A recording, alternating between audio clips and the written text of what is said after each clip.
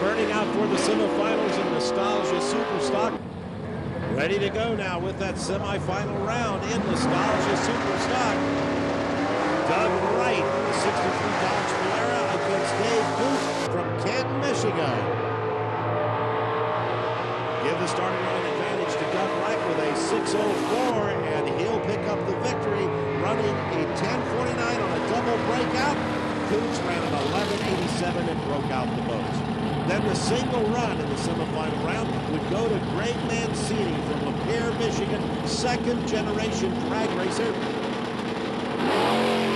64 Dodge Wedge. Mancini's dialing is at 10:50. Let's see if he can run the number. Oh yeah, he runs under 10:46. He'll move into the final where he will meet up with Doug Wright.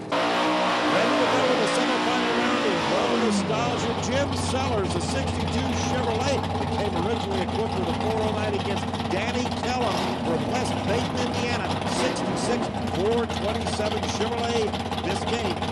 Now in the previous round of action, Dave Curl over in the far lane had a real problem as he broke, and boy did he do it right.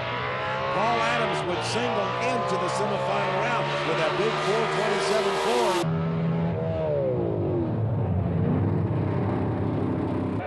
Meanwhile, back on the starting line, the NMCA had its hands full of oil.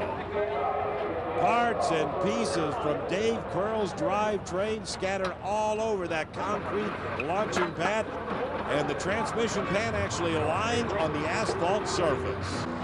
Ready to go the semifinal round, Jim Sellers, Danny Kellum. Good green light, wheels up, start for Jim Sellers from Newark, Delaware. The 1962 Chevrolet is on a pass. Jim Sellers picks up the win with a 986 over 135 miles per hour. Paul Adams then would have the semifinal single run. 1966 Ford Fairlane based out of Barbersville, West Virginia. The number to beat with a 986. He ran a 975. More finals now on the line. Nostalgia Superstock. Greg Mancini of Mopar, Michigan. The 64 Dodge against Doug Wright from Waterford, Michigan. A 1963 Dodge Polara. A good look at the Ram Charger car. The Nostalgia Superstock of Greg Mancini as he approaches the starting line. The dial-ins, 1050 and 1050.